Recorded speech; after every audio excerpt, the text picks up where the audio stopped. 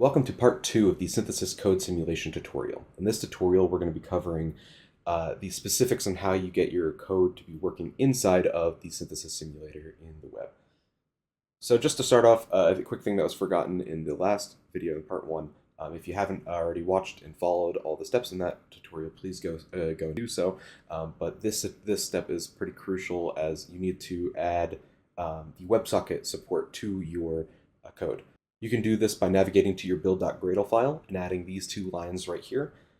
The first one sets the host address that you're starting your WebSocket server from, and the second one enables the extension by default, so when you run the simulation, it will automatically open, just as the GUI does here as well.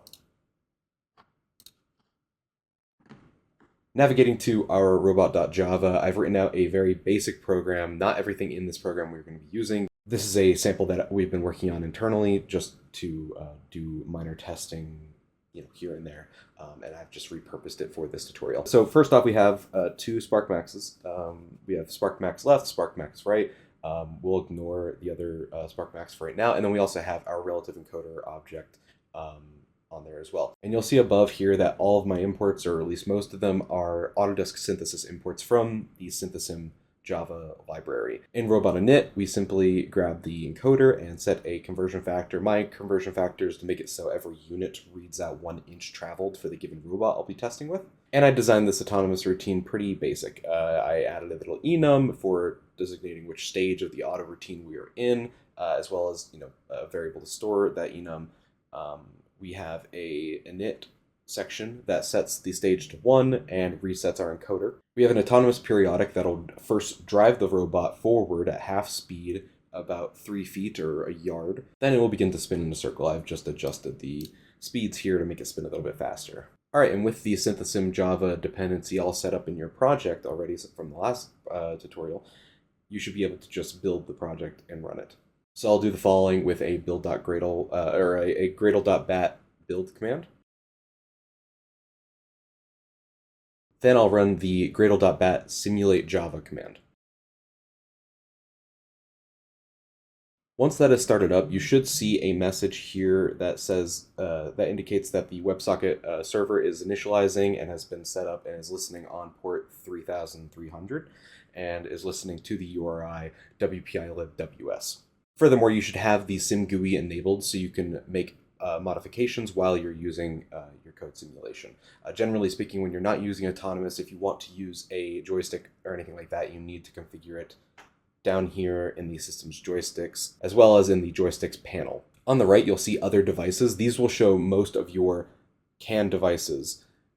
You'll have multiple duplicates for your CAN devices that we support because we have to create new devices on top of the existing ones in order for them to work. The simulation will automatically use these, and you don't have to do anything further, just simply use the right port. And a final step, I'm not entirely sure why, but for some reason you have to change the robot state from disconnected to disabled. There are some issues internally with how the driver station is communicated with over WebSockets, and this is something that we haven't quite figured out how to modify inside of the simulation.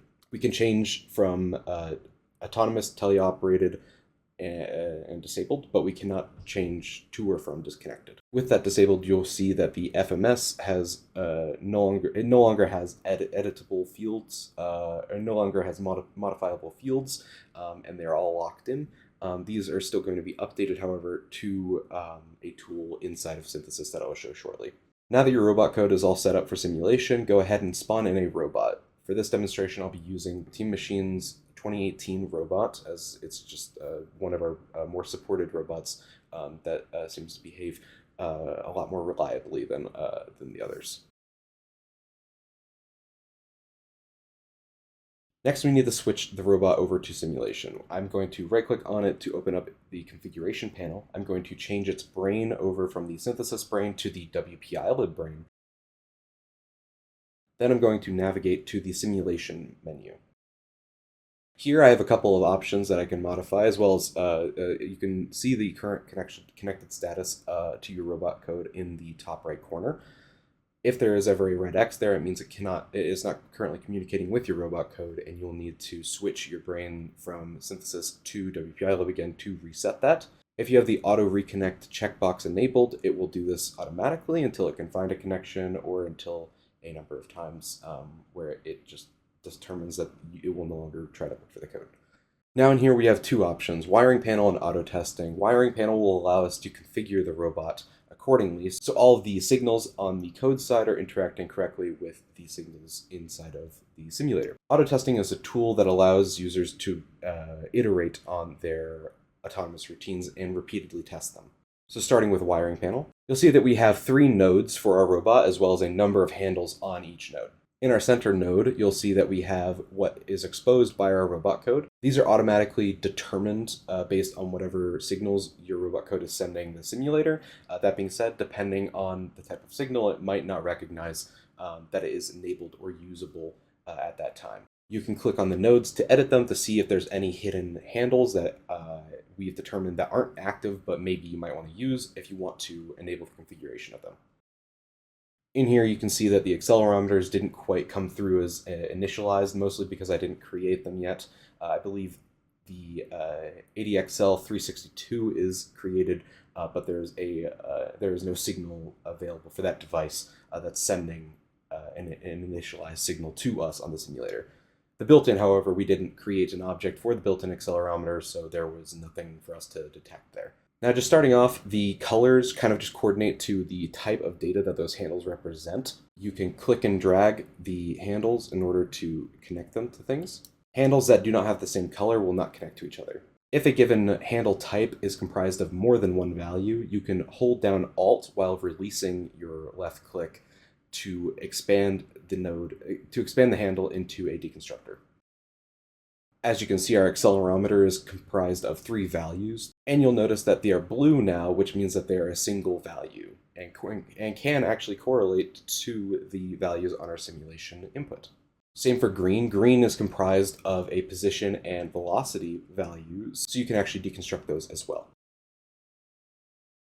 You can also add junction nodes for making connections from multiple sources to multiple targets very easy, using the plus down icon down here. Any node can be deleted with the trash icon. See the information icons next to the nodes or at the top of the panel in order to get more information. So a quick explainer to what I'm doing right now. We have a number of encoders from our wheels, as well as simulation inputs for our wheels. So I'm going and mapping the left 1 encoder to our CAN 1 input, essentially meaning that the left SparkMax's internal encoder will be given the value of our left 1 wheel, which is our front left wheel. On the right side of the node, we have our CAN outputs. For this example, we'll be using CAN 1 and CAN 2, our left and right SparkMaxes, to drive our robot's drivetrain. In this example, we have CAN 1 being mapped to left 1, 2, and 3, as well as CAN 2 being mapped to right 1, 2, and 3. We can click Accept to save and compile this into our robot. Now that we have that all set up, we're okay to start testing. So inside the auto testing panel, there are 3 modes for the panel.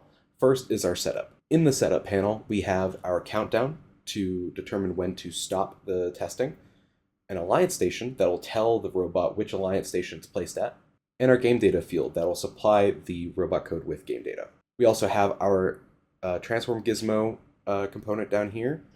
We can switch between move and rotate to correctly position our bot, as well as use reset orientation to turn the robot right side up again. Now that we're happy with our configuration, I'll go and hit test, and that'll test our autonomous routine for 10 seconds. Once it is finished, it'll freeze the simulation and allow you to reset it to its original position, or just close out of the panel in case you're done. After hitting reset, it will move the robot right back to it, giving us all of our configuration things again to redo our testing. Outside of testing autonomous, use the robot simulation GUI to control the state of the robot, such as for enabling for teleop, autonomous if you want to do it outside of that autonomous testing panel, in test mode, as well as configuring your joysticks. Thank you for watching. If you have any questions, please reach out over the Discord. We always love to hear what kind of things you guys are doing with code simulation, as well as things you'd like us to support better.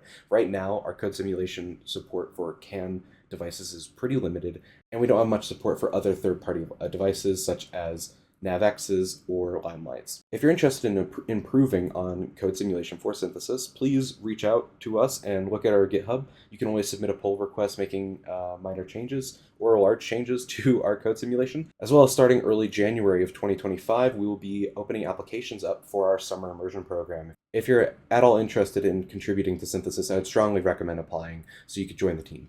Thanks for watching.